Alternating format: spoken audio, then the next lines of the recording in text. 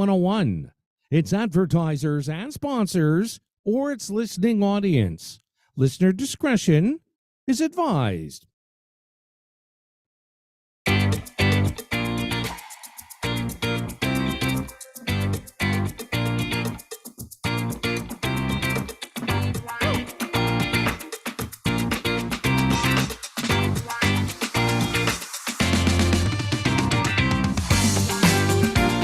Good afternoon and welcome to the Liquid Green Health Show with your hosts Fred and Janet Cox right here on Reality Radio 101.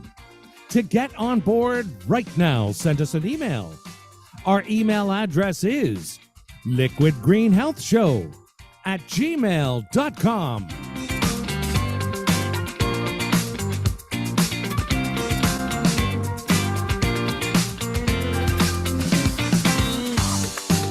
And now, ladies and gentlemen, right to your hosts of the Liquid Green Health Show, Fred and Janet Cox. And a very good afternoon to all of our listeners across Canada, the United States, and of course around the world. We are the Coxes, and once again, thank you, folks, for inviting us into your private space. Welcome to the Liquid Green Health Show. And how can our listeners reach us? I went into a brain freeze. It's too early. It's too early, you know. A rebroadcast of today's show can be found on Spotify as well as YouTube. Just punch in Liquid Green Health Show. Hit the like, share, and the comment buttons, as well as the subscribe button, and give us that much needed boost. You can also send us an email to liquidgreenhealthshow@gmail.com. Please let us know where you're listening from, because we'd love to get your questions and get your comments. So please let us know where you're listening from. Now, every Sunday at this time, we have a lot of fun in the air. We give tips in an edutainment format. It's designed to stimulate the mind and help bring us one step closer to a healthier lifestyle. Now, we're going to have a lot of fun today because we have an exciting guest. But before we get to that, well, I hope our listeners are going to think that, because last week when we spoke about technology and the wearable technology, oh my goodness, our listeners were not happy. They weren't too They're pleased. not having the technology. They are not happy with the technology. And we already got some emails with some, not so happy client. Yes. But let me just reflect on this weekend. We celebrated, was it Earth Saturday Day. or Sunday or Friday? Yes. Friday, I think it was. Yesterday was Earth Day. Yes. Right? Yeah. And people all over the world. As a green company, we're very much into sustainability, how to reduce the toxin footprint. A lot of people say, what's that all about? But I honestly believe I have, since the onset of doing liquid green products, I do believe more than you that I embrace. I will not grace that with a comment. I will not say anything. And, it's been around since 1970. Yes. And apparently there's 193 different countries involved in doing things that's going to celebrate and do things. Over 1 billion people involved. Wow. Right? In investing in our planet. Let's hope. To make sure we leave it as good as, if not better than the way we found it when we came. That's what it's all about. Right? Okay, let's see. But guess what? You know what trumps all of that? All that big celebration about Earth Day? What's that? The Leafs won. Oh. The Leafs won. Depends on if you're in Canada and you're not supporting the Montreal Canadiens. Right? Hey man, the Leafs pulled off a magical win there last night. Much needed. And so Kofi, who is a Leafs fan, he says they didn't even earn that game because it was like they didn't play as well as they should have been playing. But anyway, with the Leafs, any win, take it. If you go to battle and you win, you go to war and you win the battle, it's a win. Yeah. Right. So let's give the Leafs their colors. But what I really want is, I don't care too much about the Leafs, honestly. I care about the Leaf fans because I feel it's painful to watch them year after year. They lose. They were up 3 games already. I don't know if it's last year or the year before, but the same team. Yeah. They were 3-1 and they lost the series. So okay, let's wish them all the best. Anyway, as the world turns, so does the growth of the digital population. It grows. It has been growing exponentially over the years. And the reach, as a matter of fact, the reach of social media is in part, it's part of our everyday life. So rather the use of social media is part of our everyday life. And it is continuing to transform the way we interact with each other on a global scale. Now, back in the day, social media was considered writing a letter, right? Or meeting your friend, looking through a window. That was Windows version. You look through the window and you talk to your neighbors. That was social media. Today, people of all ages routinely use these platforms for everything, ranging from business, socializing, dating, politics, and daily communication. Statistics have shown that each person spends an average of about 147 minutes, which is just about 2.25 hours of social media every single day. And if you talk to some young people, that's going to be much higher. I think it's as high as 7 hours. Some of them admit to being on, the various Snapchat. And that's serious, serious. Now we're beginning to see the harmful impact on mental health.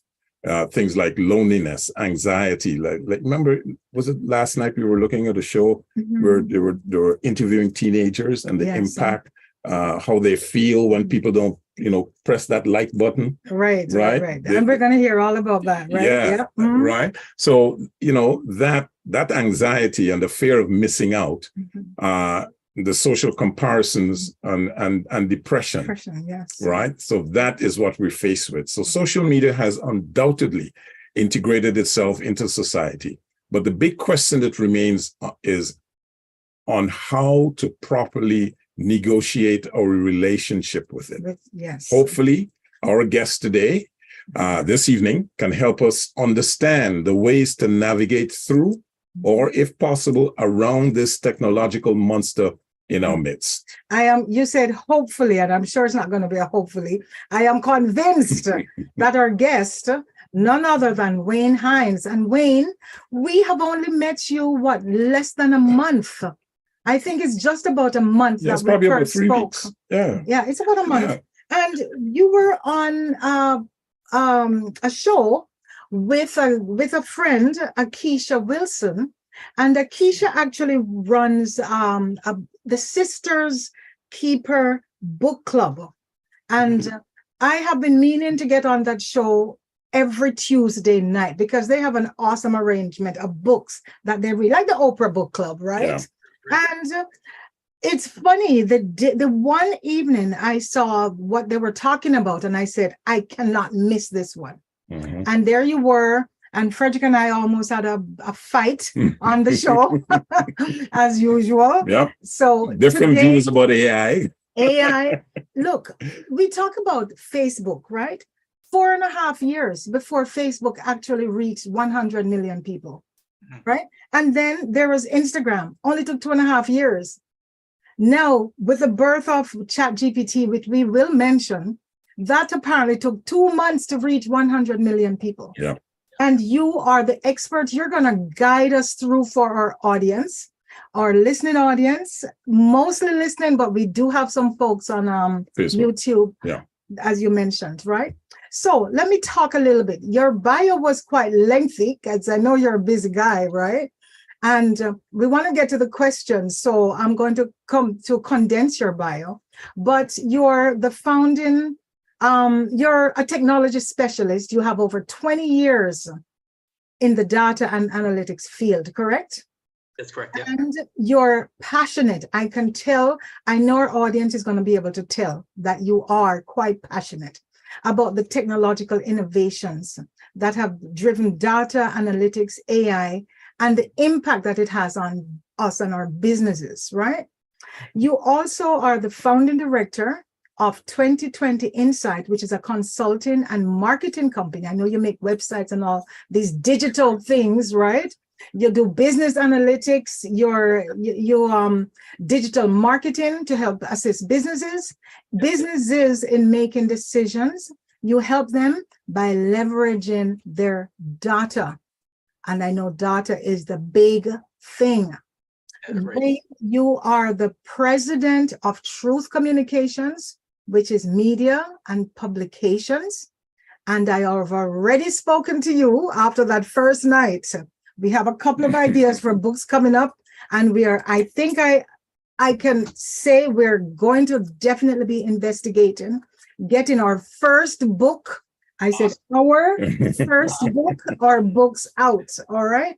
Excellent. So when you were you attended Ryerson, prior Ryerson, now you did your bachelor's there. Now you're with, which is currently the Toronto Metropolitan University.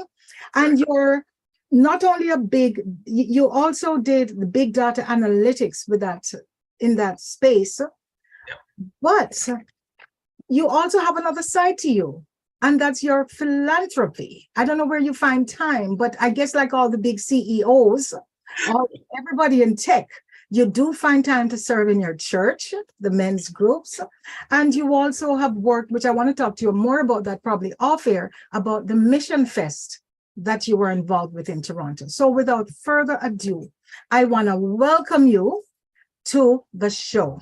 We're going to talk about your book, but we'll hold it up again when we get to the title, etc. We're going to let you start. Frederick, you want to start? That's a lengthy bio, so we're going to stop right here. And Wayne, we want to thank you for agreeing to come on the show.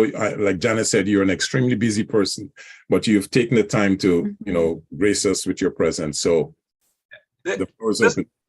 Listen, thank you guys for this opportunity. Really, Janet and Fred, you guys are doing terrific work. And even though we've known each other just for a short time, and the space that you've been in for so many, for such a period of time where you've been transforming people's lives in different ways, with the Liquid Green company and beyond that. I know the various other services that you guys are involved in too, and the great work you're doing. And I know your passion just by the time that we've been talking back and forth, and some of the visionary stuff that you guys have to go forward, which involves innovation and technology, which is what some of the things I'm really passionate about. Not some of the things, one of the things I'm completely passionate about. So thank you for the wonderful introduction. And that's there was a lot there.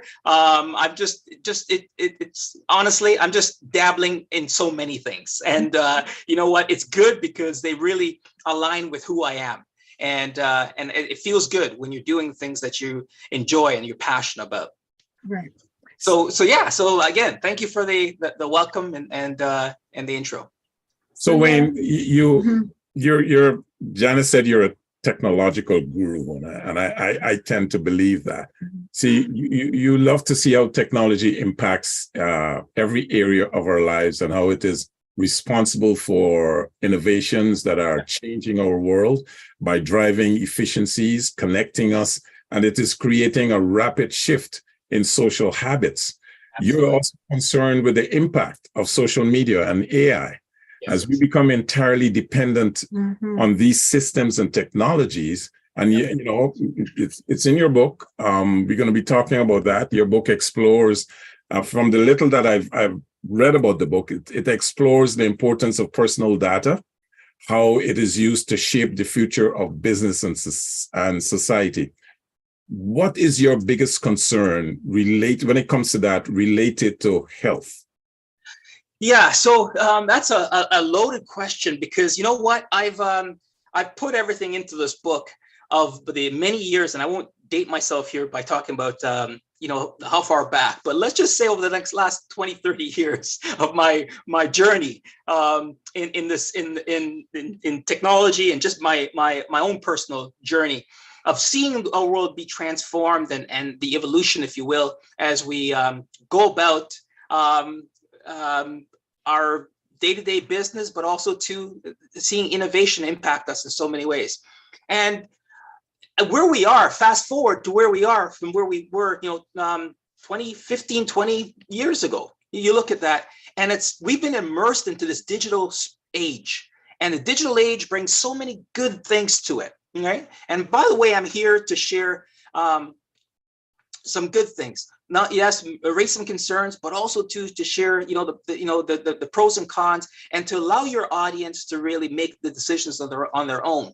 And so I'm really about sharing information, communicating what I've learned and my experience, and then let people take it from there. But as we're in this digital world, things are happening rapidly. We're not able to consume information as quickly as 5-10 years ago. Because it's like standing behind a water hose, and trying to drink from it. It's just literally it's just flooding us over. And so that's part of it when it comes to digital age and information. And of course, all the side effects as it relates to where we're going. You talk about ChatGPT and AI, or, earlier you mentioned those things. You look at the trajectory that we're on. And there's just some things there that's happening, and it's just hard for us to process and all, come to the same understanding or the same acceptance, at the same time. And so those some of the concerns, just some of the concerns. But I wrote this book really for the reason to educate folks and inform them, and reclaim your digital gold. It is your power. How your personal data is changing business. And that's how what you have, which is you as a commodity, how that is you being used to transform the world, good and bad. And so that's where my passion comes from. But at the same time, I see, some of the potential concerns on the horizon. For example, I know somebody, if somebody were to ask you, Facebook, where do they get? I mean, this company is worth billions and billions of dollars. Yeah. What do they sell? Nothing. Where do they get? What is their commodity? Yeah. It's you. It's us. Right. So we are being used without our permission, really. And we are being used to help these sites because, as you say, the new gold, it's digital and it is data. How are some of the ways in which these companies collect our data without us even knowing? Excellent. And so I actually have a video that I can pull up in a minute. If you can let me know when to cue that up, and I can have that going. But let me answer your question by saying this. First of all, because of the digital age, there is 4.6 billion users, social media users globally. That's 3/4 of the world, right? You're talking about our data is proliferating through. There's a couple of, in my book, I talk about a couple of stats that I got from a number of places. And there's a number of citations that are in here that you can go and do your own checks against this. But as it relates to our data, we have 33 gigabytes, right? Well, sorry, it's zettabytes, and forgive the tech talk here, but zettabytes right now, they've estimated in the world. They're saying by 2025, a couple years out, we would have gone to 175 zettabytes in the digital space. So just scale. Okay, if you think of going from 33 to 175 in 2 years, that's phenomenal, right? And when you talk about where that data comes from, it's us, as you pointed out. It's in my book, I talk about the digital footprint that we're leaving online. So every time we get on our mobile, every time we get on internet, there's literally a digital footprint that's being there. Whether we realize it or not, it's there. And so it's being harvested and captured in different ways. And the other thing I want to say too, with regard to that data is, and the value of it, I'll talk about Facebook in a minute, but as it relates to a specific story. Now, LinkedIn, we're all very familiar with. LinkedIn is a company that's been around, give it 30 years. And, maybe I'm off a bit, but 30 years-ish. All right. And LinkedIn was bought in 2016 by Microsoft, who's older than LinkedIn, but, for 22 billion with a B. Now, LinkedIn, it's a great platform, as you pointed out. With social media, with other social media such as Facebook, it doesn't sell products per se. Yes, it does have some training courses and it has some subscriptions and so on. But in terms of dollar value, right, by comparison to maybe even companies like Ford Motor Company, who sells products that are tangible and revenue year over year. Here is LinkedIn that doesn't bring that kind of revenue in, but yet Microsoft saw the value in buying them for $22 billion. Why? The data. Now, you talk about Facebook. You're absolutely right. Facebook, the data is, we're not paying to get on Facebook, but yet the information that we leave behind is invaluable to make them a multi-billion-dollar company. Just a minute. We're having some technical difficulties here. Can you hear us? I can hear you fine, yes. Okay, so it's the visual then. I think our visual is Yeah, frozen. I think our visual is frozen. So we'll continue talking here. Okay. Yeah, he was fine on my side. I didn't hear any dropouts at all. No, Yeah, the video is not doing anything. Anyway. Yeah, let me know when I can share the screen and when it's good, because I haven't done that yet. So okay. Go ahead and share the video. Okay. Yeah, and while you're queuing that up, we can read some email here. Okay. Here's one from Tammy. I have to use a different computer to see this.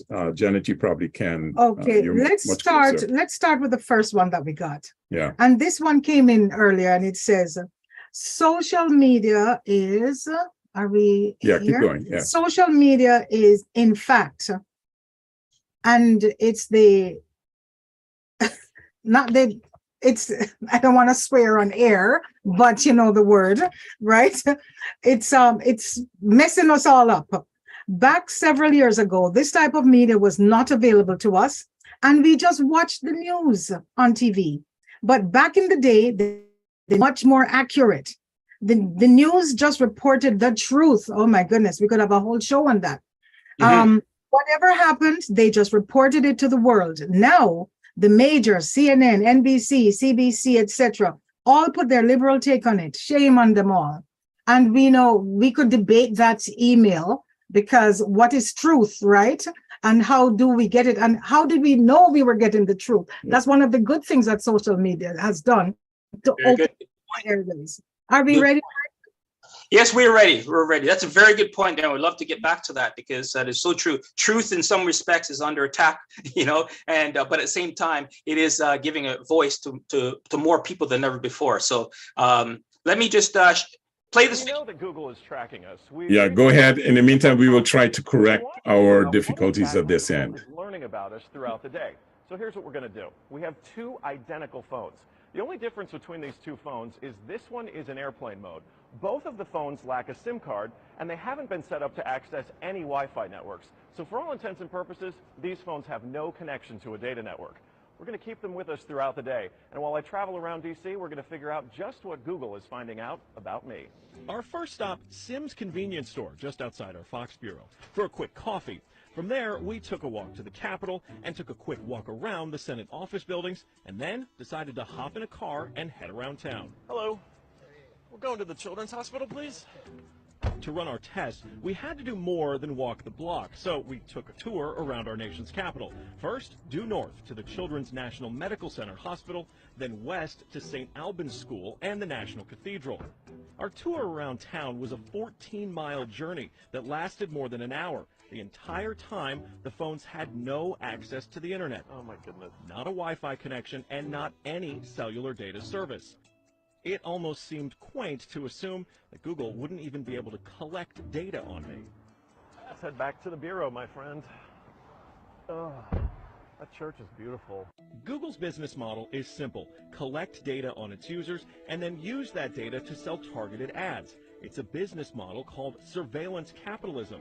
But does that critical data collection work even when your phones aren't connected? So we're back here at our Fox Bureau in DC, and we've got both of our phones exactly how we left with them. The only difference, really, I snapped a couple of bad selfies at the National Cathedral. But otherwise, they have stayed in my pocket for the entire day. So let's find out what they know. This is our man-in-the-middle device. It's basically a Wi-Fi network that these phones are going to connect to once we turn their Wi-Fi on. It's going to pass data through it on the way to Google. But on the way, we're actually going to get a copy of the same data that Google's going to get. We'll be able to decrypt it and then find out where we've been throughout the day. Within minutes, the numbers rolled in. The phone that wasn't on airplane mode registered more than 100 locations, 130 activities, and even 152 barometric readings. As soon as it hooked up to our Wi-Fi, it transmitted 300 kilobytes of data straight to Google. The phone even logged our exact locations, tracking us all around town, the Capitol, the hospital, the school, and the cathedral. Now you may notice what's missing here is the exact route that we took, but it got that data too. It knows when I got out of the car. The metadata has a time log down to the very second, tracking everything when they think that you're walking, riding, and yes, even getting out of the car. Okay, so you're thinking, this isn't a big deal. I'll just put my phone in airplane mode. Yeah, we thought of that too. This is the other phone that we had with us that no SIM card also remained in airplane mode the entire time. Let's see what kind of data it captured. The phone with airplane mode activated actually logged more locations and activities than the other phone, and it also transferred hundreds of kilobytes of data to Google as soon as it was activated. The only thing that's missing from this map is our stop at the Children's Hospital, but it still knows we were there. There it is. Exiting vehicle, 100% accuracy. Through complicated user agreements and free software, Google gets users to sign away their privacy for nothing. They're even following you in the places that most people would expect total privacy: government buildings, a children's hospital, a private school, a church. Every move you make, every step you take, Google is watching you. We know. Okay. Well, if you So I'll measure end on by this research, this basic video research here. papers We'll end with published, this. excellence of research, U.S. is and will be ahead for the next decade. But if you measure by value created, how much market capitalization, how many users, how much revenue, China probably is already ahead. And why is that? Well, China has a very large market, which means a lot of data, and AI eats up data. You know, in the age of AI, data is the new oil, so China is the new Saudi Arabia. Simply because they have more people? More people and also more data measured per person because your payment is all captured. Okay. So I share those couple of videos for the purposes to reinforce the value of our data. As you can see in the Google example, that and in my book I talk about these things, but I also give you the book is called Reclaim the Digital Gold, and at the end of each chapter I have what is called giving you digital gold nuggets that you can take away to give you to regain your control essentially and protect yourself, and so there's some tips and tricks in there, and I call those digital gold nuggets. So Google is certainly tracking us by default when our phones are on, even when we think we're offline, as you saw in that video there.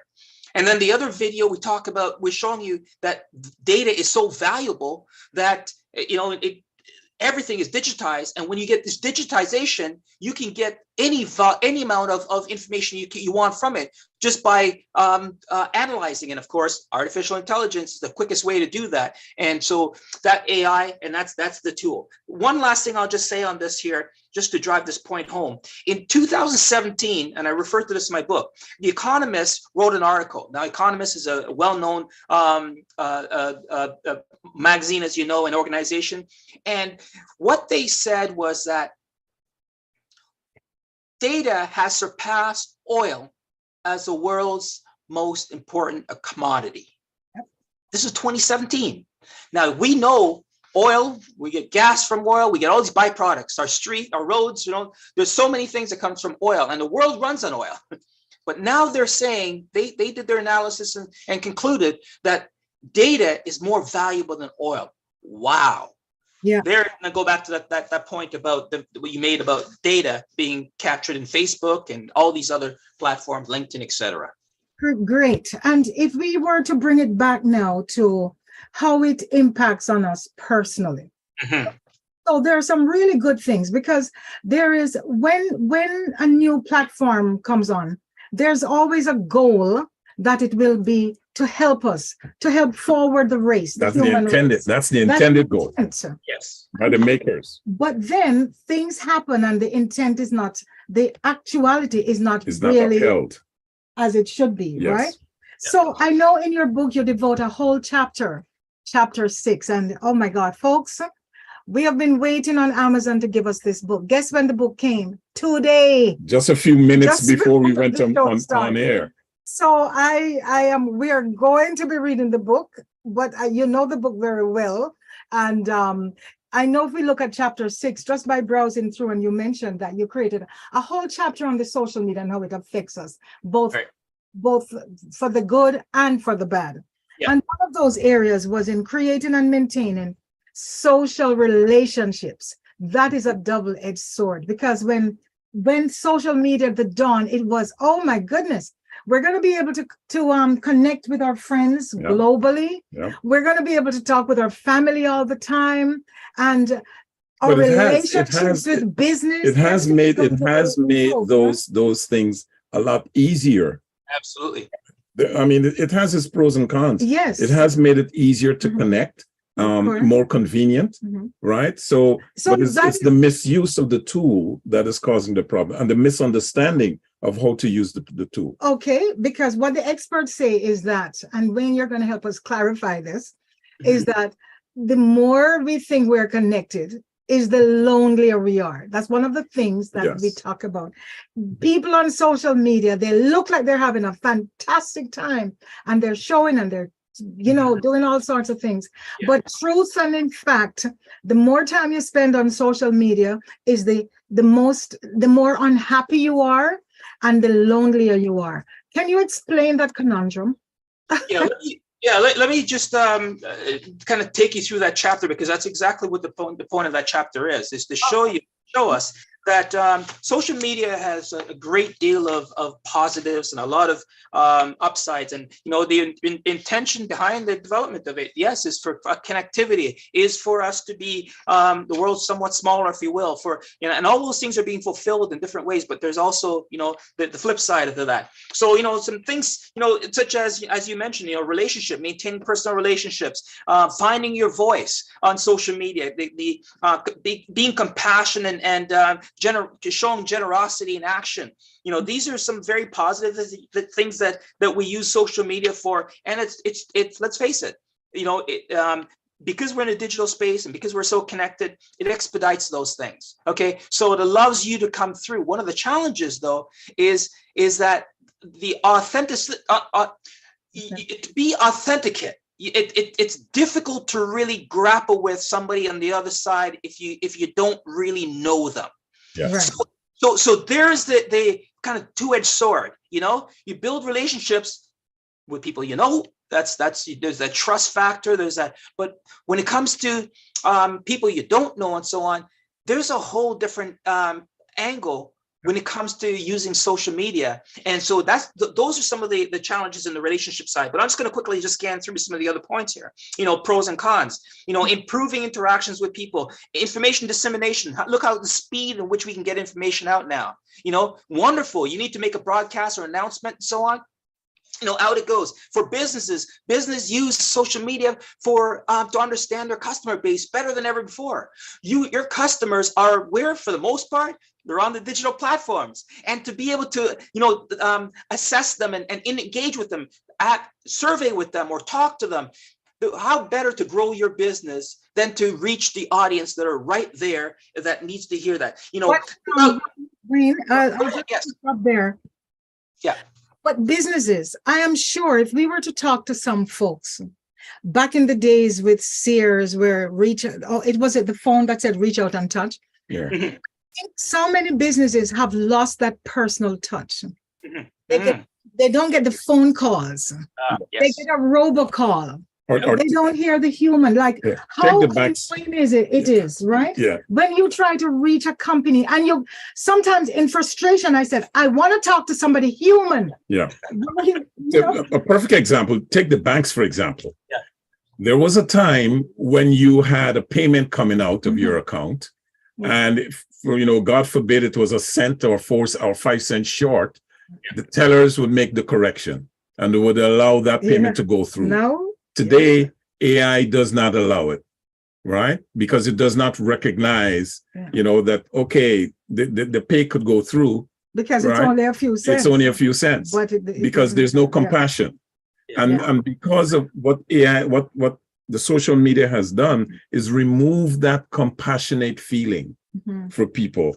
So, and that is what is causing the stress, especially among teenagers. And, Yes. and you know, you have a loneliness factor that AI has allowed to creep in. And so that need to connect and to be recognized, it's not there.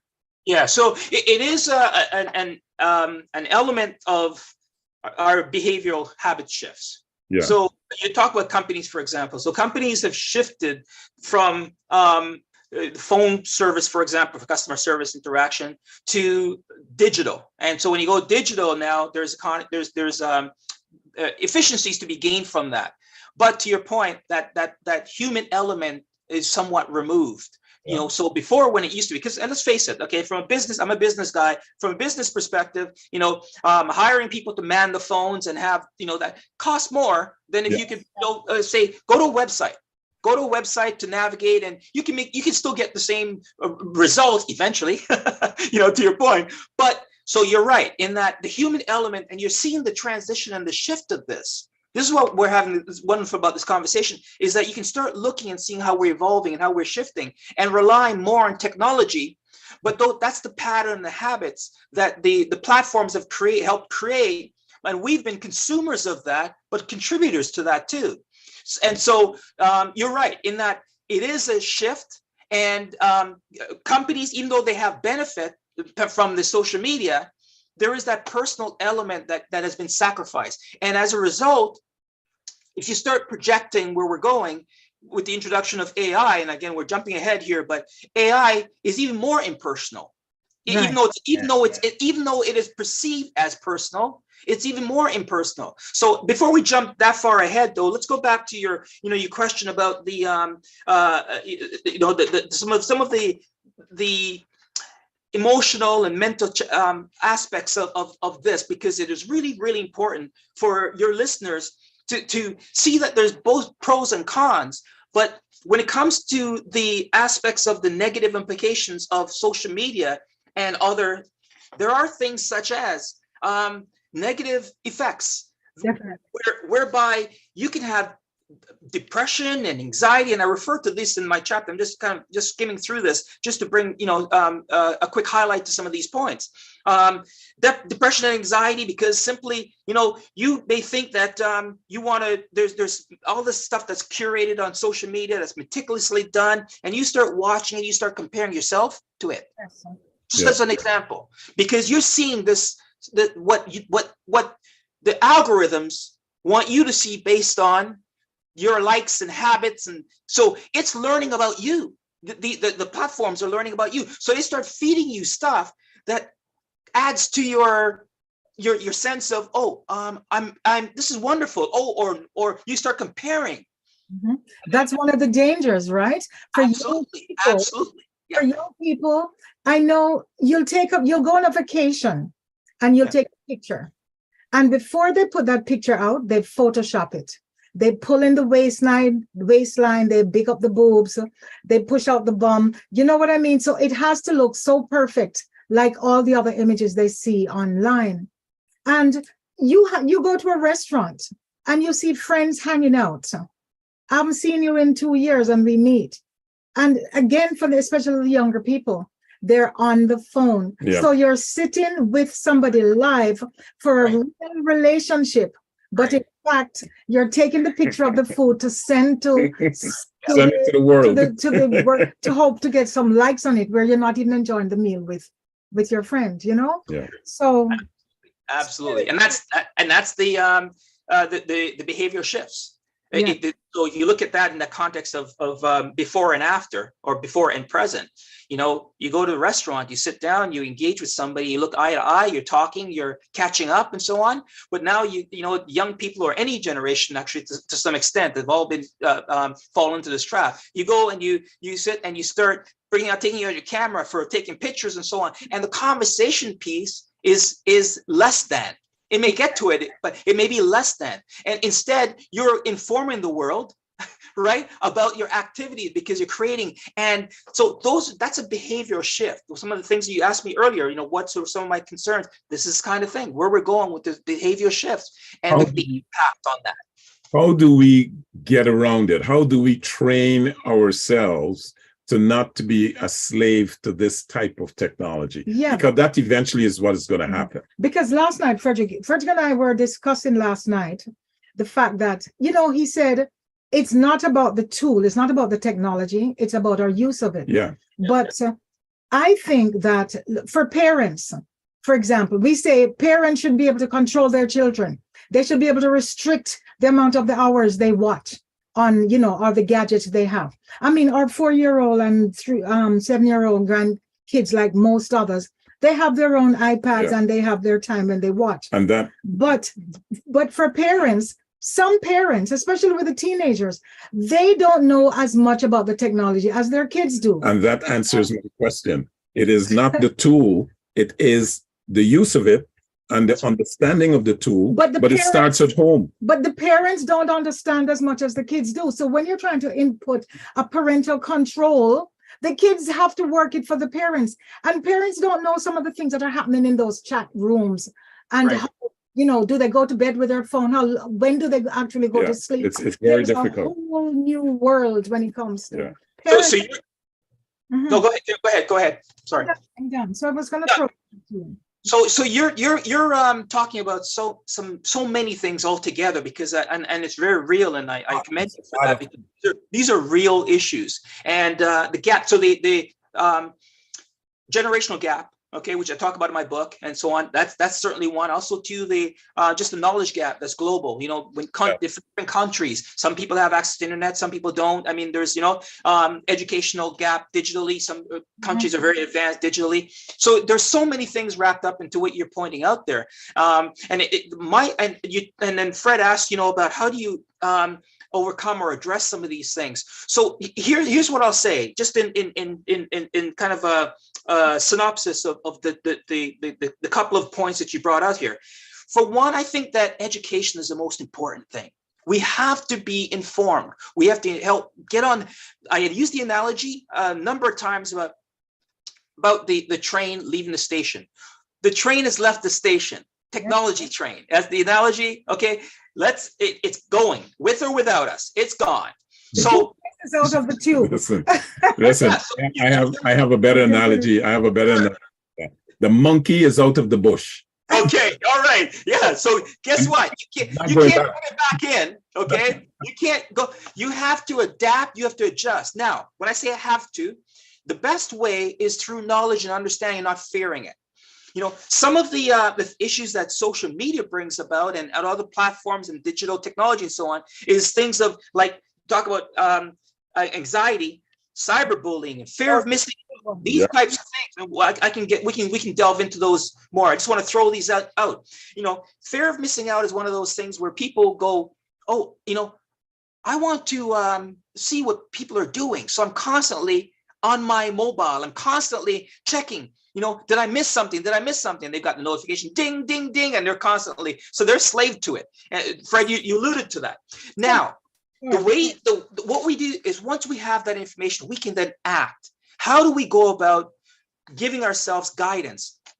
The younger generation, they're tech savvy. They are brought up in the world of digital.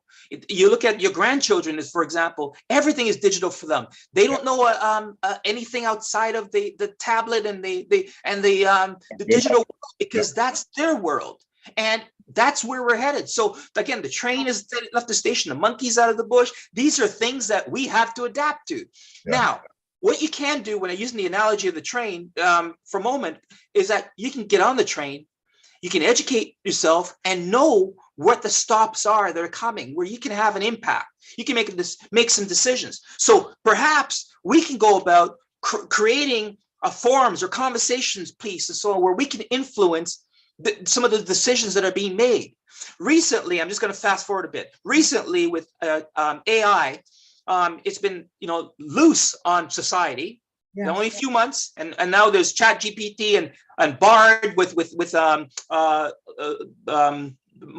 Google and Bing AI with Microsoft. There's like 200 different AI products out there right now. But the point is this: is that what's interesting in the last few months is a proliferation of AI has just gone.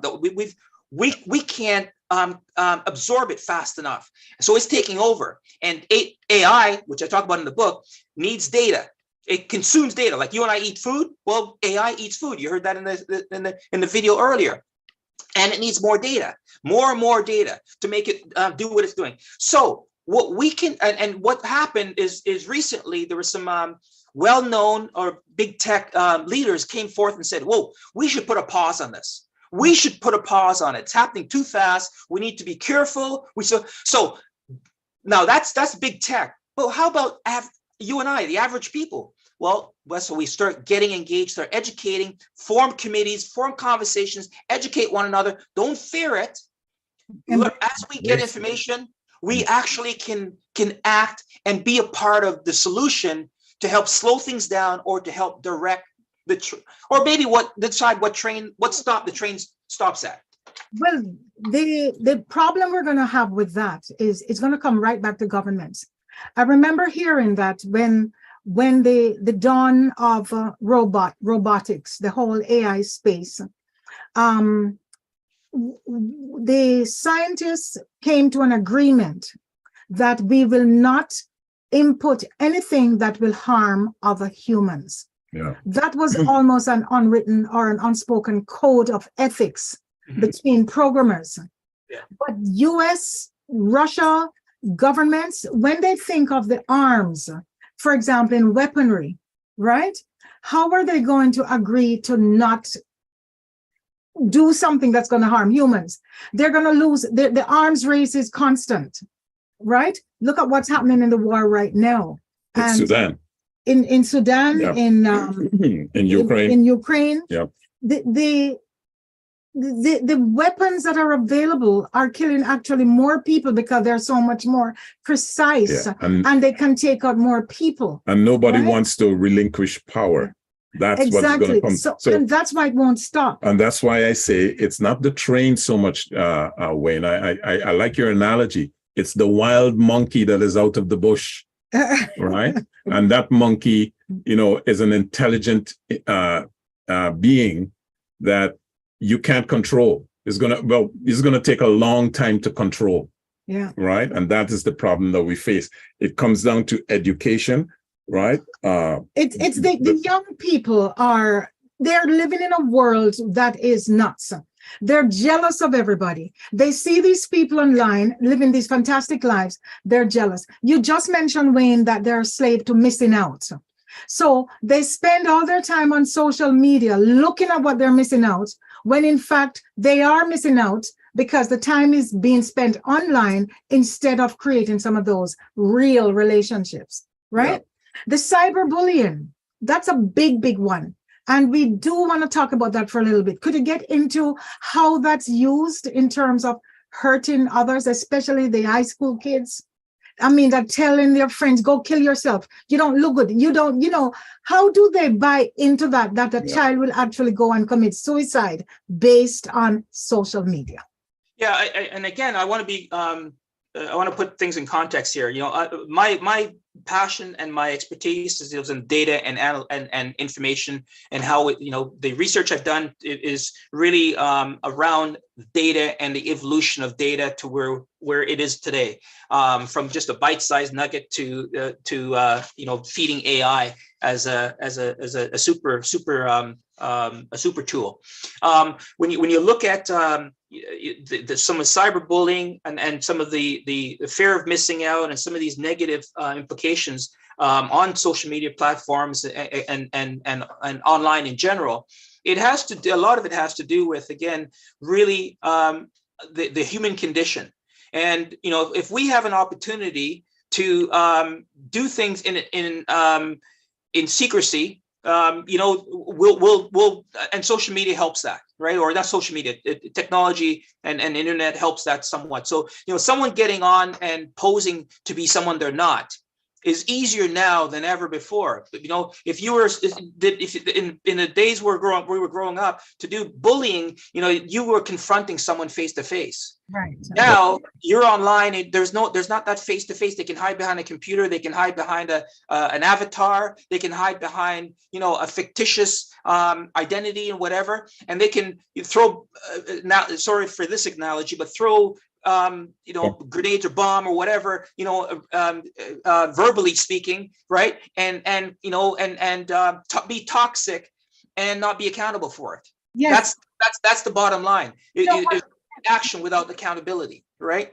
Exactly. And even legally, like the whole legal area, it's like, no, what is the responsibility? Who do you charge? Like, who do you go after? But I was going to say we need to get to some emails because we have a lot. We're out of time. Touched any. And I don't know where the time has gone. I think this time it's not an hour, it's like half an hour. So Bob says, I think that technology sucks. After a couple of years, he's talking about the gadgets that we discussed last week. They do not hold a charge for more than 1 or 2 days, and you're always recharging them. If they lose a total charge, then you have to go through the entire procedure of syncing them again to your phone. He's really disgusted. Crap. Okay, Frederick, Tammy? Yeah, let me just touch one here with Tammy. She says, hey, Janet, regarding the planet has been through a lot worse than us. Been through all kinds of things worse than us. It has been through earthquakes, volcanoes, plate tectonics, continental drifts, solar flares, sunspots, you name it, it has been through it. Over thousands of years of bombardment by comets and asteroids and meteors. And so basically what she's saying, you know, it will sustain itself. That's right. And I agree. That's right. Because it doesn't matter. There's nothing we can do, you know, to change it. I think we can only impact the earth in small areas. Very small areas. Right. Yeah. But not the entire planet. It's going to be here until no matter what you do, the planet is going to be around. David says, Janet and Fred, technology is only good for the medical technology. For the medical technology to help people live medically and be painless in any illness. All the other stuff, making people, especially millennials, the dumbest people on earth of all time. And your guess will not change my mind. Okay. Well, that's a personal opinion. Yes. You know, and I'll read Glenn. Glenn says, excellent guest, shitty topic. How many more pixels do we need in a camera? The human eye can only see so much. How much high fidelity do we need for sound? Yeah. The human ear can only hear so much. Governments are screwing with us with AI and technology. They know when we shit, eat, drive, have sex, go to the bank, etc. Enough is enough. And you are correct about that. In the interest of time, we cannot read all of the emails. We have quite a few emails. Yes, and these are... The thing is, this is my take on it. You don't have much of an option.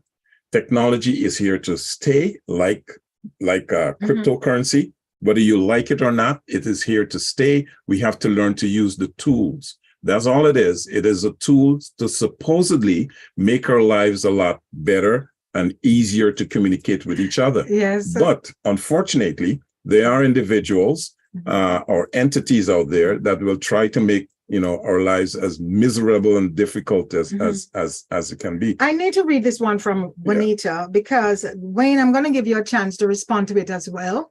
She says, unfortunately, folks writing books are not going to sell a lot of their books. One person buys it, puts it up online. So much for your technology using it against you. And the same information that is put out with books is free on Google research. So much again for technology. Save your money, buy a sandwich. You have spent much time and energy writing this book. You have a passion about it. We're running out of time. What is it that people really must know about the technology positively? What is it going to take? Wayne, we're going to have to bring you on again another day to complete this. We really will have to, because the conversation is not ended. It's so vast. Like there are so many topics we can create out of this. But answer lady, that's and then tell us how they can get your wonderful book. Oh my goodness, we haven't done that yet. Yeah, so As I said at the outset of the interview here, as I'm here to really inform and provide valuable information that your listeners can act on. They can choose to act on. Each chapter has digital gold nuggets at the end, which are actual tips of you can. So, for example, let me just give you a practical example. The video you saw earlier about Google. All right, there's tips at the end of the chapter shows you specifically how you can go on and adjust your settings on Google so that you are regaining control. So the subtitle in the book is how your personal data is changing data, but it is your power. You can regain control by doing some very things that are outlined in each of the chapter here. So the technology is only one aspect of our lives. That's right, and it is right now pervasive in many areas, and that's where it seems overwhelming and can be, affect our mental health in some ways. But as it relates to evolution and our time on this planet, and I love one of the questions that came in or comment that was made about the Earth and all of its travails, and saying with us as humans, we are still here. We've gone through wars and so many, and technology is another thing that we're just going to go through, and we will adapt and adjust and so on. So information is power. Okay. Getting that information and being trained can help you in a great way in some of your decisions. Tell us how we can get your book. The book is available on Amazon. You can go on Amazon and search for my name, or you can search Wayne Hinds, Hinds, or you can go on and search for Reclaim Your Digital Gold. And it'll come up, and you can pick it up there. It's on Amazon in ebook as well as in paper copy. And if you want, you can also go to my website, which is reclaimyourdigitalgold.com. There's some blogs out there. We're constantly updating it with information, like this, and allows you to be able to. So you can get it from my platform, or you can get it directly from Amazon. But in either of those will get you there. And so I want to thank you very much for the opportunity. Yes, and we want to thank you too. And I'm going to apologize to Irene and Kelly and Karen and Olivia, who all have emails that we have not gotten to, but we will, when we come back, we will try to get to them. Right? So I cannot believe the time has gone so quickly. Time waits on no one. Oh my Time goodness. waits on no one. Wayne, this has been a wonderful opportunity. As we said earlier, the topic is vast. It's like the ocean. It's like the universe. You cannot conquer it, right? It just keeps expanding. And the more this technology is unleashed upon us, is the more topics and the more anger and the more frustration it's going to cause. All we have to do is learn to embrace it. Whether we like it or not, it's going to be here. For people who do not like the technology, who are worried about being spied upon, you are the one that are giving the information out there. Information that is being collected on us now, it's done for free, right? Because when we wear all these gadgets and we have cell phones and you have internet and you have all those things, the information is already out there. So you just have to learn to deal with it. And that's my take on it, right? And so thank you, Wayne. It's been a pleasure. We're almost to the end of our show. And like everything else, every week we keep saying that the time is not lengthy enough. Yeah. Right. Thank you, guys. Thank you so much. It's been a pleasure. So what do you want to do? Next week, is it Mother's Day next week? No, it's May. It's the month of May. It's not Mother's Day. It's not. I'm thinking, my girlfriend invited me to a Mother's Day brunch, and I keep thinking it's next week. So who knows, right? We have perhaps we can talk with you and see if you could come back and finish up. But we also have Gary, our producer, who's going to be, we've invited to be a guest on our show that he produces, and we're looking forward to that as well. So the lineup is vast. So we'll talk with you and see when we can bring you back, because some of these emails we need to get back to. Yeah, we need to get back to some. You haven't done the job yet, right? The job is not complete. We have not had a chance to read all of this email. But as I said, we've watched a lot of videos, and we are aware of the trauma that the new technology is bringing on, right? It's causing. And you can't really keep the kids away from it. No, They can't. but But I don't know, unless you live or a bug under a leaf. listen, it's I'm going going back be to the there. fact that the Right. parents have a lot of responsibility They do. with the way things are going. Allowing children to be on the internet for such long periods without monitoring it is one of the big problems. But, Okay. you know, we have to end our show. Unfortunately, folks, it has reached that time where we have to say goodbye until next week. And with that, we will end the show by saying good health is central to human happiness and well-being. It contributes significantly to prosperity and wealth and even economic progress. As healthy individuals, we can be more productive and may even live a little bit longer. So until next Sunday, same time, same place, same station, this is Janet and Fred Cox saying, let's stay healthy on Reality Radio 101. Despite the technology.